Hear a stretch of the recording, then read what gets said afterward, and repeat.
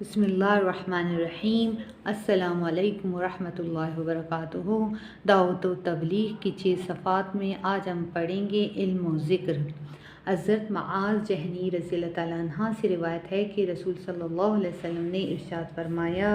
جو شخص قرآن شریف پڑھے اور اس پر عمل کرے، اس کے والدین کو قیامت کے دن ایک تاج پہنایا جائے گا جس کی روشنی سورج کی روشنی سے بھی زیادہ ہوگی۔ پھر اگر وہ سورج تمہارے گھروں میں طلوع ہو تو جتنی روشنی وہ پھیلائے گا اس تاج کی روشنی اس سے بھی زیادہ ہوگی۔ تو تمہارا اس شخص کے بارے میں کیا گمان ہے جو خود قرآن شریف پر عمل کرنے والا ہو، یعنی جب والدین کے لیے یہ انعام ہے تو عمل کرنے والے کا انعام اس سے کہیں زیادہ ہوگا۔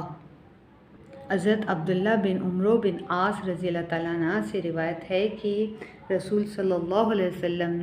نے ارشاد فرمایا، جس شخص نے کلام اللہ شریف پڑھا اس نے علوم نبوت کو اپنی پسلیوں کے درمیان لے لیا،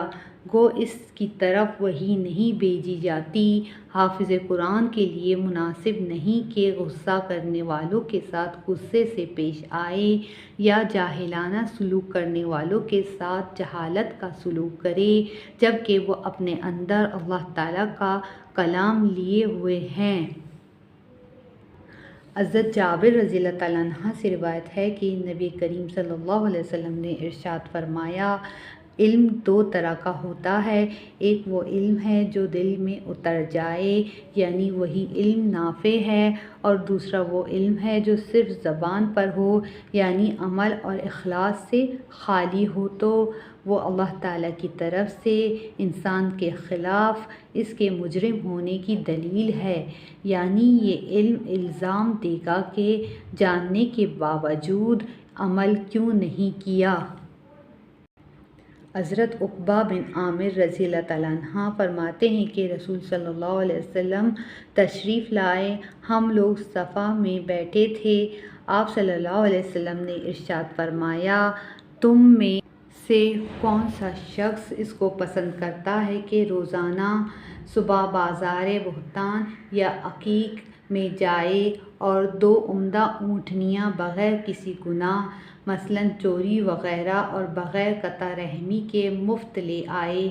ہم نے عرض کیا، یا رسول اللہ، اس کو تو ہم میں سے ہر شخص پسند کرے گا۔ رسول صلی اللہ علیہ وسلم نے ارشاد فرمایا، تمہارا صبح کے وقت مسجد میں جا کر قرآن کی 2 آیتوں کا سیکھنا یا پڑھنا 2 اونٹنیوں سے 3 آیتوں اور 3 اونٹنیوں سے 4 سے افضل ہے، اور ان کے برابر اونٹنیوں سے افضل ہے۔ فائدہ: حدیث کا مطلب یہ ہے کہ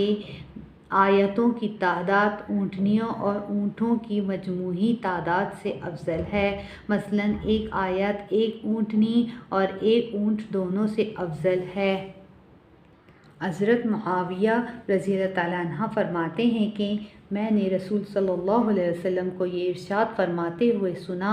اللہ تعالیٰ جس شخص کے ساتھ بھلائی کا ارادہ فرماتے ہیں اسے دین کی سمجھ عطا فرماتے ہیں۔ میں تو تقسیم کرنے والا ہوں جبکہ اللہ تعالیٰ عطا کرنے والے ہیں۔